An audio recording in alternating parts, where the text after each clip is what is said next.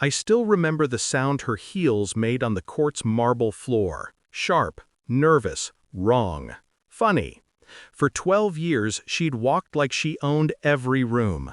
But that morning, she finally walked into one she couldn't control. And I was the reason why. I didn't look at her when she entered. I kept my eyes on the judge's bench, jaw steady, hands calm. If she noticed the silence around us, the whispers, the curious faces, she never admitted it. But I felt her staring at me, searching for the child she once commanded. That version of me died the night she kicked me out. Back then, when I still believed her, I was 18, suitcase still dusty from the attic, when she pushed it into my hands and said, "Time to start your own life."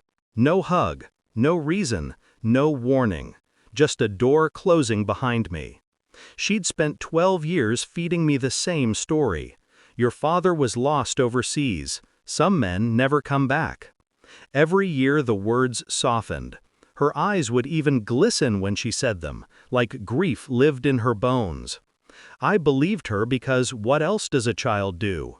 I spent nights imagining a hero who never made it home. A father whose absence was a tragedy, not a choice. She let me believe that. She built her whole kingdom on that lie. The first fracture in her story. It started 6 months after she threw me out. I found an old box while unpacking in a cheap rented room. Papers she must have forgotten to burn. Inside was a letter addressed to her. Not from overseas, not from a battlefield. It was from a town 3 hours away. A custody petition, denied. Stamped 12 years ago.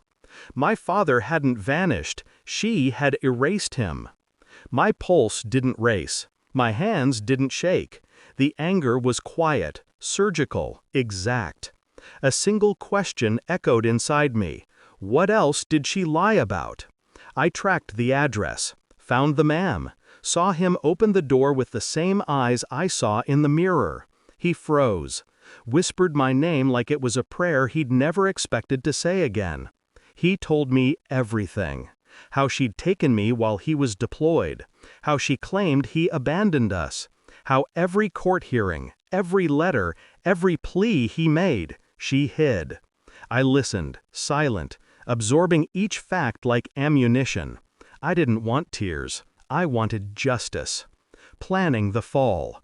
Revenge is best served like a legal document, cold, undeniable, and signed by the court. I didn't yell at her, didn't confront her, didn't give her the pleasure of a dramatic argument she could twist into victimhood. Instead, I documented. Every false statement, every withheld letter, every forged form, every witness she underestimated. I met with lawyers quietly. I gathered financial records she thought I'd never understand. I pulled phone logs, property filings, tax inconsistencies. I wasn't her child anymore. I was her reckoning. The day the summons reached her, she called me 15 times. I didn't answer once. Walking into court, where her lies finally died. Now, in the courtroom, she finally speaks. "Sweetheart, there's been a misunderstanding."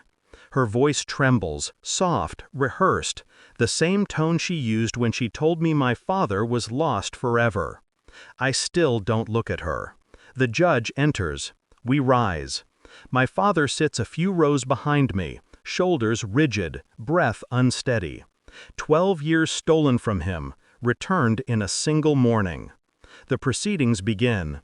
Her lawyer starts strong, claims she acted out of fear, confusion, maternal instinct. But paperwork doesn't lie, dates don't lie, my father doesn't lie, and I no longer bend to her voice. Piece by piece, we dismantle her story.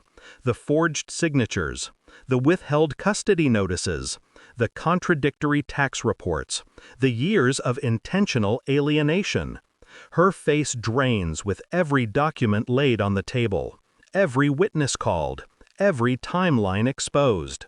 She looks at me then, not as her son, not as her possession, but as the person she never expected I'd become. Someone she can't control, someone who sees her clearly, someone who finally has power. The collapse. By noon, her empire is dust. The judge rules in our favor, custodial interference, fraud, and more. She tries to speak, but her voice breaks under the weight of her own lies. For the first time in my life, I see her afraid. And I feel nothing. Not hate, not joy. Just release. Aftermath. My first honest breath. Outside, the air hits different. It feels like something I've been denied for years. My father stands beside me, hesitant, like he's afraid I'll disappear too. I tell him I'm not going anywhere. You deserved the truth, he says. No, I answer. I deserved the chance to decide for myself. We walk away from the courthouse together. Two lives she tried to split, finally rebuilt, step by step. Behind us, her world crumbles. Ahead of us, mine finally begins. And for the first time in 12 years, my story belongs to me.